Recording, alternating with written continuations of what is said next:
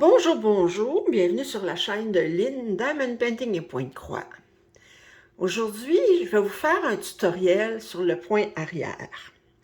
Vous vous demandez pourquoi je commence par vous montrer une pièce que j'ai terminée. C'est parce que d'abord, je veux discuter avec vous, vous expliquer à quoi ça sert le point arrière. OK, ça fait que je vais vous donner plusieurs exemples de points arrière dans différents cas, puis pourquoi c'est utilisé.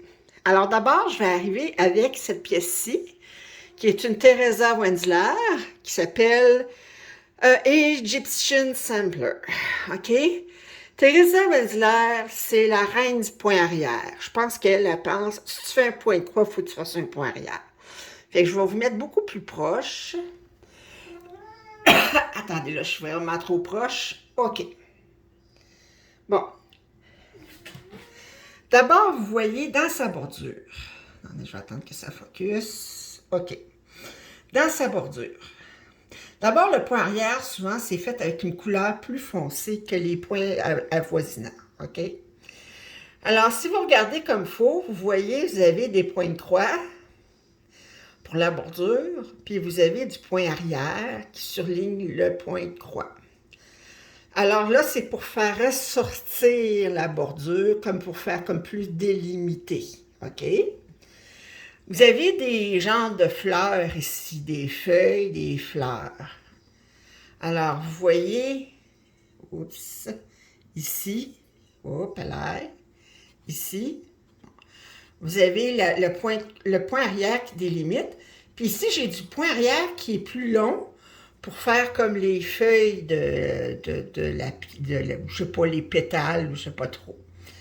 Puis vous avez du point arrière en vert, ici, autour des feuilles. OK? Là, je vais vous montrer, vous voyez beaucoup de points arrière là-dedans. Dans la chevelure, OK? Pour donner comme des vagues, OK? Encore dans l'aigle, point arrière. Je vais vous montrer un autre type de point arrière. C'est toujours fait de la même façon. Oups. Comme ça ici. Regardez en arrière des trois figures que vous avez ici. OK? Vous avez du point arrière. Mais, si je vous rapproche un petit peu, c'est vraiment du point arrière. Mais il n'y a pas de point de croix à côté. Qu'est-ce que c'est ça? Bon, ben ça, c'est ce qu'ils appellent, quand vous entendez l'expression black work. OK? Ça ne veut pas dire que c'est fait avec du noir. Ça veut dire que c'est un type de travail qui est fait seulement avec du point arrière, qui veut donner, comme ça ici, c'est comme une forêt de bambou qui est en arrière, pas une forêt de bambou, une forêt de papyrus, qui est en arrière des momies, là, de la momie puis des personnages, OK? Des dieux. Du dieu et de la déesse, OK? Alors, c'est comme une forêt de papyrus, mais c'est comme au loin, ça fait que c'est un peu... C'est ça. Puis une autre façon d'utiliser le point arrière, regardez le rayon du soleil qui est représenté par le scorpion, là. Ça, c'est du point arrière qui est fait avec un fil métallique. OK? Alors ça, c'est pour faire les rayons, mais c'est juste du point arrière. Vous ne pouvez pas faire ça avec du point de croix parce que ça n'aurait pas fait des rayons. Ça fait que... Là, je vais vous montrer un autre exemple de black work. Ici, dans une pièce de Châtelaine. Est-ce que ça peut focusser? OK. Oups. Je vais mettre plus proche. OK. Vous voyez à côté des pans?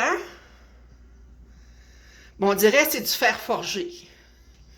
Bien, ça, c'est seulement du point arrière. C'est du black work. Comme le grillage ici, c'est du point arrière, mais pas de point de croix à côté. C'est du black work. Fait que si jamais il y a quelqu'un qui vous dit « Ah, je fais du black work », ça a bien l'air compliqué du black work. Ben, si tu es capable de faire du point arrière, tu es capable de faire du black work. OK? Fait que c'est utilisé soit pour faire du black work, soit pour faire des rayons, quelque chose comme ça, soit pour mettre de l'emphase sur des choses, redéfinir Et là, je vais vous donner un autre exemple dans un kit de dimension. Là, excusez si je vous montre le mur, mais il faut que je me déplace d'une pièce à l'autre. Alors ça, c'est un kit de dimension. Là, je vous approche du chaton. Alors là, on a utilisé le point arrière pour surligner ses yeux, pour faire son museau comme faux, sa petite bouche, les moustaches. Alors, c'est vraiment pour adoucir, parce qu'avec des carrés, on ne peut pas mettre. Et là, vous voyez aussi, on a des courbes qui peuvent être faites avec le point arrière qu'on ne peut pas faire avec le point de croix.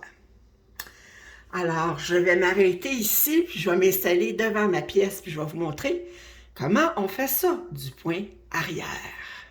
OK, alors, petit tutoriel, point de arrière 101. Alors là, je suis devant ma toile immense là, de la scène au bord de la rivière au festival de Kinming, là, que j'ai commencé. OK. Puis, bon, j'ai commencé à faire du point de croix. Bon, d'abord, je vais poser, alors, je vais éclaircir quelque chose. Quand est-ce qu'on fait le point arrière? OK? Le point arrière, vous pouvez le faire quand vous voulez, pourvu que tous les points de croix qui touchent les points arrière que vous voulez faire sont faits. Autrement dit, vous ne pouvez pas faire un point arrière, puis juste à côté faire le point de croix.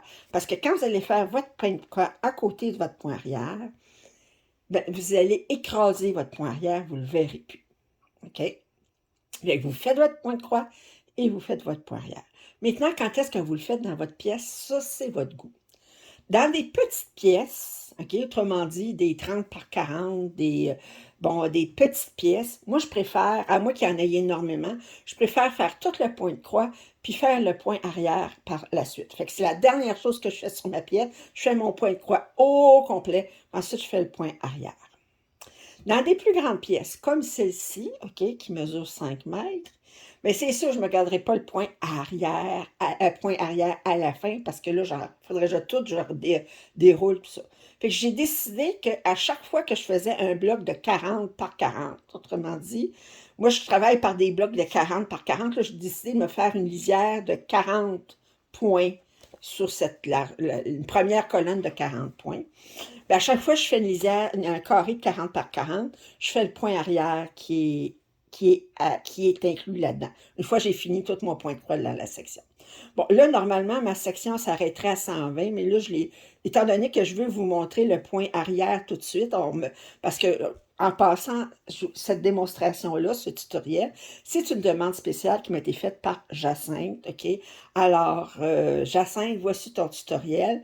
Alors, ça fait que je vais faire le point arrière ici. Comment est-ce que je sais que j'ai du point arrière? Parce que d'abord, quand vous faites votre point de croix, ils font des lignes sur les sauts, on voit des lignes ici, mais une fois que votre point de croix est fait, vous ne les voyez plus. Alors, c'est dans ce cas-là que le patron devient utile, OK? Parce que là, vous voyez votre point arrière. Parenthèse. Il y en a beaucoup qui disent, j'aime pas ça quand le symbole qu'il y a ici, c'est pas le même symbole qu'il y a ici. Ben moi, je vais vous dire le contraire. Je préfère avoir un symbole différent là-dessus que là-dessus. Pourquoi? Bon, ben d'abord, les symboles, ici, sur le patron, les symboles, la couleur des symboles va représenter la couleur du fil. Ici, ils vont mettre des couleurs barbares, juste pour que, regardez comme ici, ils mettent du bleu, mais c'est du vert, puis le orange, c'est un vert aussi. Ils vont mettre des couleurs barbares pour nous aider à différencier les couleurs, OK? S'il avait mis un vert... un vert ici, puis un autre petit vert là, ben, regardez ça, c'est deux verts différents ici, ben là, ça aurait été difficile à différencier. Il y a des compagnies que ce qu'ils vont faire comme patron à compagnie, c'est qu'ils vont faire une photocopie de ça, puis ils vont envoyer ça sur les faits. Bon, l'inconvénient de ça, puis je vais vous dire c'est quoi l'inconvénient. Moi, ça m'est arrivé des fois que le symbole là-dessus, je n'étais pas capable de le différencier d'un autre symbole là-dessus. ça m'est arrivé. Alors là, j'étais bien contente. J'allais sur mon patron, où est-ce que j'avais des symboles différents. Puis là, différents de là, OK? Puis là, je regardais mes deux symboles, puis là, j'étais capable de dire lequel était lequel. Si vous avez exactement le même symbole ici que ici, si vous avez deux symboles qui sont difficiles à différencier, vous êtes foutus, OK? Alors, sortez votre loupe ou faites vos prières, je ne sais pas. Alors, c'est pas possible, OK? Bon. Alors, fin de la parenthèse, c'est mon opinion et je la partage. Vous en faites ce que vous voulez. OK, alors moi, je vais faire avec vous, OK, le point arrière qui part ici, qui fait toute cette ligne-là ici, qui fait ça ici, alors ici, qui fait ça ici, puis qui fait... Alors, ici, je ne pourrais pas le terminer parce qu'ici, j'ai des symboles qui ne sont pas faits. Mais disons là que je vais faire ce cadre-là ici, comme ça, puis ça ici, cette ligne-là. OK. Alors, première des choses, je vais regarder c'est quel symbole mon point arrière. Alors, je vois que c'est une ligne bleue. Fait que je m'envoie dans mon patron. La ligne bleue, ici, c'est symbole 47. OK. C'est la couleur 47, c'est pas le symbole 47. Fait que je m'en vais.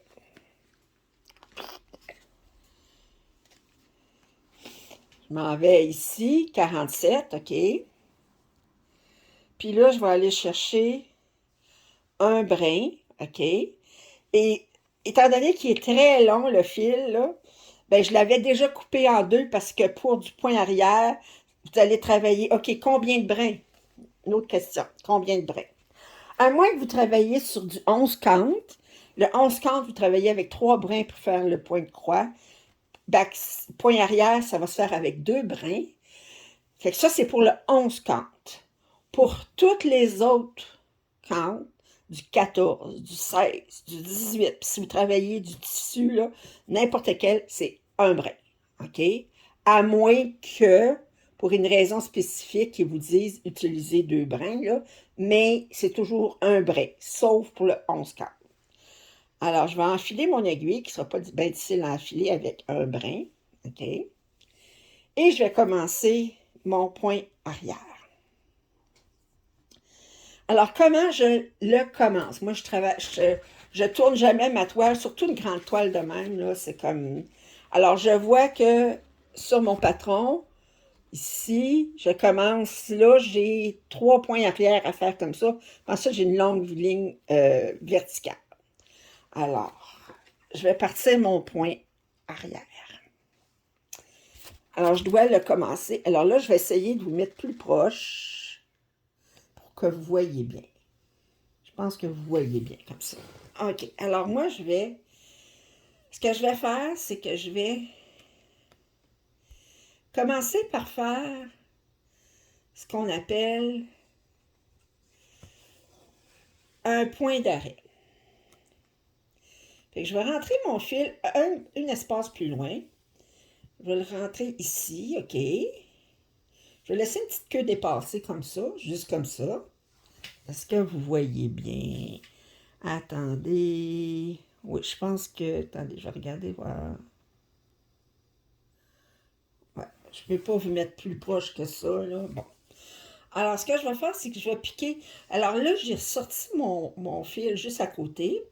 Puis là, je vais faire mon point d'arrêt, qui appelle un pin stitch en anglais, à une place, genre mon point arrière tantôt. Ce que je fais, c'est que je rentre mon aiguille dans le milieu. Vous voyez? Ici, entre les deux trous. OK? Je ne tire pas trop parce que je n'ai rien pour le bloquer.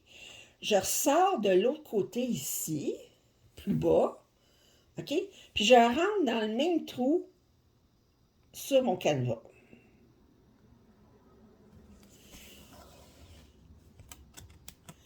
OK? J'ai accroché mon chose ici. OK? Là, j'ai un pin stitch. Puis en même temps, j'ai fait mon premier point arrière par la bande. J'aurais pas besoin de le faire. Puis là, je peux couper cette petite queue-là au ras du Canva. OK. Et là, le point arrière, pourquoi qu'on appelle ça un point arrière? C'est parce qu'on le fait. C'est toujours comme si on faisait, on avance de 2, on recule de 1. On avance de 2, on recule de 1. OK? Ça fait que là, je vais sortir ici et je recule de 1. OK? Là, je suis rentrée ici, ben je vais avancer de 2. Fait que je vais aller au coin ici. Oups. OK. J'essaie vraiment. Je fais mon possible d'essayer d'arranger pour que vous voyez comme il faut. Et je vais rentrer. Je recule de 1. Mon prochain point, il faudrait qu'il soit ici. Fait que je change d'orientation. Alors, je viens ici et je recule. Okay. Je viens ici. J'avance de 2. Je recule de 1. J'avance de 2. Je recule de 1. J'avance de 2. Je recule de 1. OK. Alors, je vais continuer comme ça. Je recule de 1. Bon, là, vous vous dites, mais pourquoi elle ne fait pas ces points plus longs?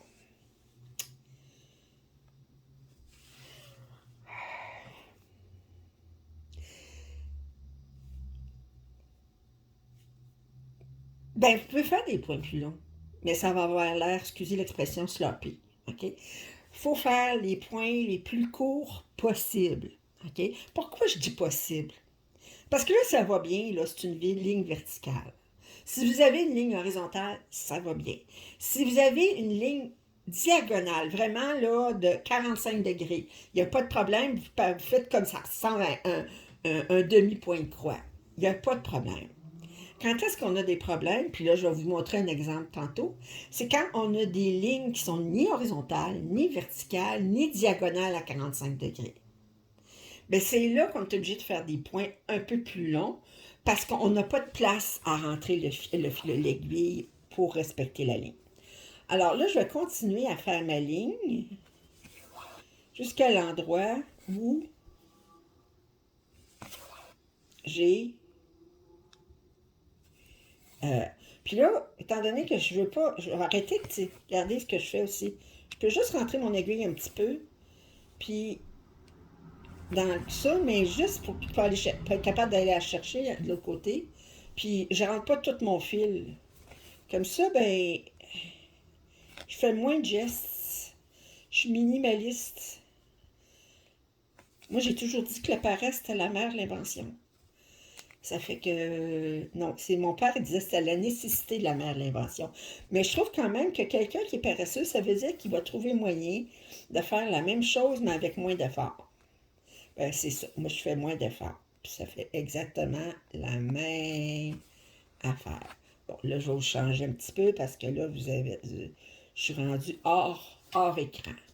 Alors, je vais vous mettre ici. OK. Que je continue à faire mon point arrière. Alors, mon point arrière, je dois le faire. Si on regarde mon patron encore ici, je dois le faire jusqu'au... OK.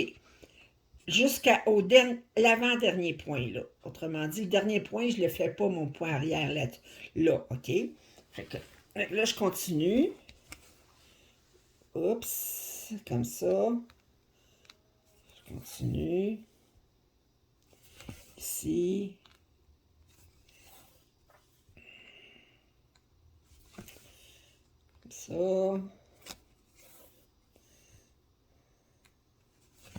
Comme ça. Alors, je continue ma ligne. Alors, toujours 2 pas en avant, 1 pas en arrière. 2 pas en avant, 1 pas en arrière. Alors, je sors mon aiguille, 2 pas en avant, je rentre mon aiguille, 1 pas en arrière.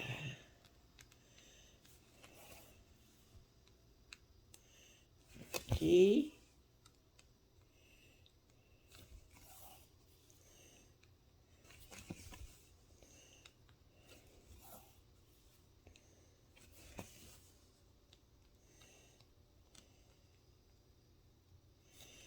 Comme ça. Vous êtes toujours, vous voyez toujours, attendez, je vais vous amener ici, comme ça. Et mon dernier point arrière s'en vient ici. Bon, là, si je regarde sur mon patron, OK, et je vais mettre ça ici. OK. Là, si vous regardez, bon, là, d'abord, j'ai 2 points comme ça, il n'y a pas de problème. Moi, c'est cette ligne-là ici qui est problématique. OK? Bien, d'abord, vous voyez qu'elle n'est pas diagonale à 45 degrés. Parce que sans ça, je pourrais faire... Attendez, je vais essayer de vous mettre encore plus proche.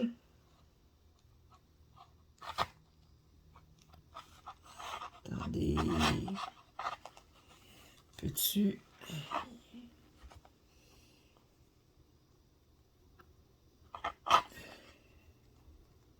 Focus-tu? Il ne veut pas focuser.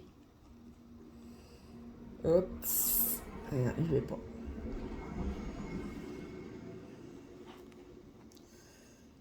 Alors, un peu. Je vais mettre ça ici. Ah, là, on voit plus. OK.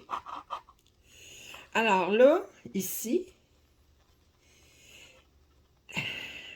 il n'est pas à 45 degrés. Parce qu'il est à 45 degrés, ben, il rentrerait dans le trou de la patte ici, là, mais il n'est pas à 45 degrés.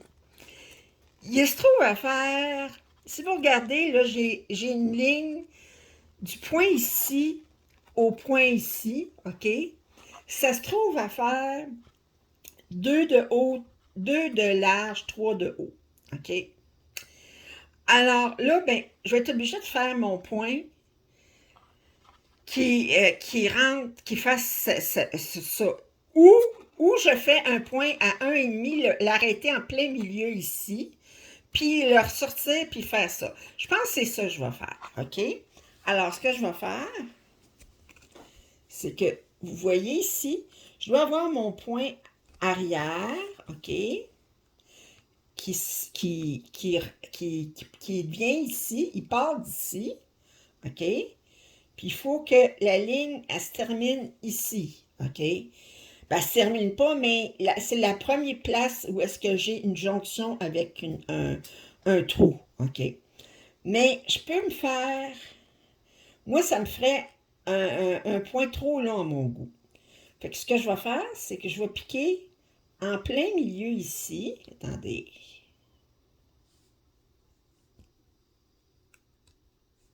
Ici, OK? Je vais faire ma première portion de mon point, comme ça. Puis ensuite, je vais sortir ici. Puis je vais rentrer ici. OK? Alors, puis là, je vais regarder, je vais dire, j'aime tout ça de même. Ben, je serais mieux de le faire. Je trouve que la ligne n'est pas vraiment...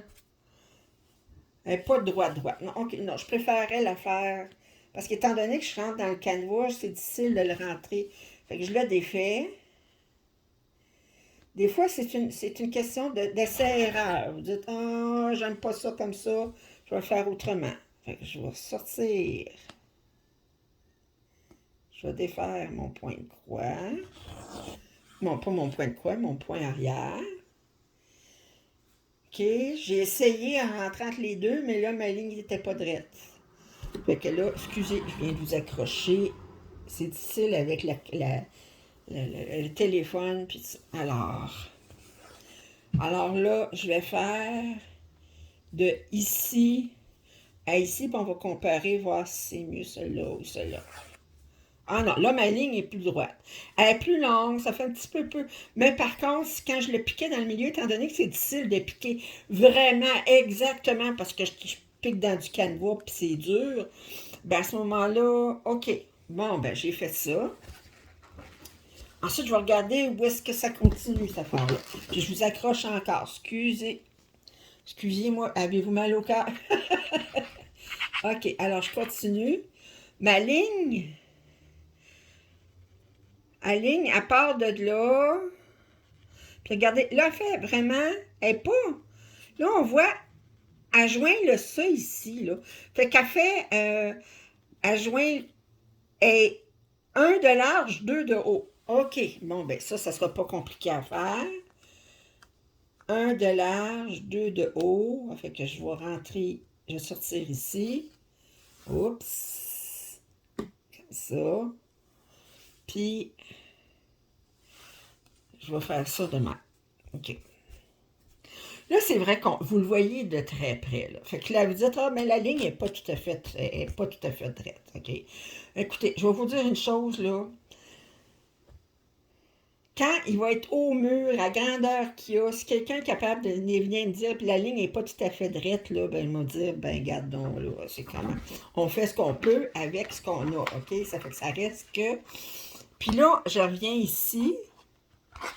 Oups. Essayer de vous montrer. Hop là. Ah, non. Attendez, c'est plus bas. Hey, moi, là, je suis comme ça ici. C'était où cette affaire-là? Ah, c'est parce que je monte pas à bonne page. OK. Bon. OK. Alors là, j'ai fait ça. Ça ici. Là, je vais faire le prochain. Alors, j'ai 1, 2, 3. Lui, il revient à 2 de large, 3 de haut. Puis ensuite, il refait 2 de haut, 1 de large. OK, bon, ben, je vais faire ça. Alors, le prochain, il est 2 de large, 3 de haut. Comme ça. Puis l'autre, il est 1 de large, 2 de haut. Comme ça. Oups, attendez, vous ne voyez plus. Alors là, ma ligne difficile est faite. Si je reviens ici. Oups. OK, plus haut. OK. Là, j'ai fait ma ligne jusqu'ici. Alors là, j'ai une ligne verticale ici que je vais pouvoir commencer. Fait que là, je ne vous montrerai pas la ligne verticale parce que vous avez déjà compris le principe pour les lignes verticales. Ça fait que, parce que là, tout simplement, je vais partir ici, puis je vais partir ma ligne verticale ici, comme ça. Toujours avec l'idée de, j'avance de 2, je recule de 1, j'avance de 2, je recule de 1. OK. Vous dites, comment je vais arrêter mon fil? Ben, je vais faire un autre pin stitch, OK? Un autre point d'arrêt, OK? Fait que je vais vous le montrer ici, même si... Alors, sur mon dernier point que je veux faire, OK? Je vais sortir, mettons, là, que mon dernier point, ben, je vais faire celui-là ici, là. Puis là, même si je ne suis pas due pour arrêter, mais je vais arrêter juste pour vous montrer, OK? Mon dernier point, ça serait celui-ci, OK?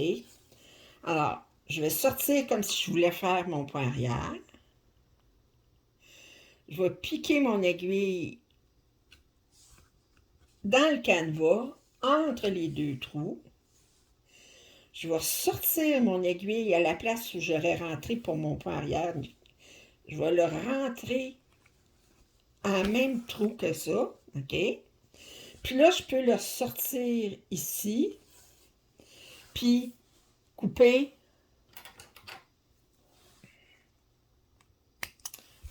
comme ça. OK? Alors là, j'ai fait mon point arrière, je l'ai arrêté. Et là, alors je le commence et je le termine par un point d'arrêt. Euh, là, j'ai pas d'exemple ici là, pour vous montrer, mais là, je vous ai montré un petit peu comment je jongle quand j'ai des points, des, des lignes qui sont ni horizontales, ni verticales, ni diagonales à 45 degrés. OK? Alors, je vous ai montré comment je faisais. Euh, des fois, c'est des essais et erreurs. Vous dites, bon, ben là, si je rentrais dans le milieu du canevas, qu'est-ce que ça ferait? Euh, Moi, je vous dirais qu'en règle générale, le plus petit, c'est mieux. J'essaye de jamais avoir de point arrière qui va sur plus loin que 3, maximum 4 points. OK? Si vous allez plus long, OK, ben à ce moment-là, moi, je brode, fait longtemps, là. Euh, Puis j'ai jamais raffolé de faire du point arrière. Sauf quand j'ai commencé à faire du Teresa Wenzler, il y en avait tellement de points arrière parce que Teresa Wenzler est spécialisée dans les points arrière, puis elle aime beaucoup faire des quarts de points, des trois quarts de points, des tout ça. Ça fait que c'est très précis ses affaires, puis elle surligne tout avec du point arrière. Fait que je me suis habituée à faire du point arrière, pas prendre ça comme une pénitence, OK? Alors, moi, je vous dis, le point arrière, c'est au début, je le faisais. Des fois, là, je me tannais, puis je faisais des longs points arrière de 6 ou 7, puis ça. Puis là, je regrette parce que quand je vais voir les pièces que je faisais au début, puis que je me tannais, puis je faisais des longs points, ben, bah, c'est pas fameux. C'est pas beau. C'est comme ça paraît, OK? Ça fait que tout ça pour vous dire, là, je vais vous montrer un petit peu ici, là, sur cette pièce-ci. J'ai déjà fait du point arrière ici, si vous voyez, OK? Mais je fais toujours le point arrière le plus court que je peux, OK? Alors, toujours le plus court que je peux.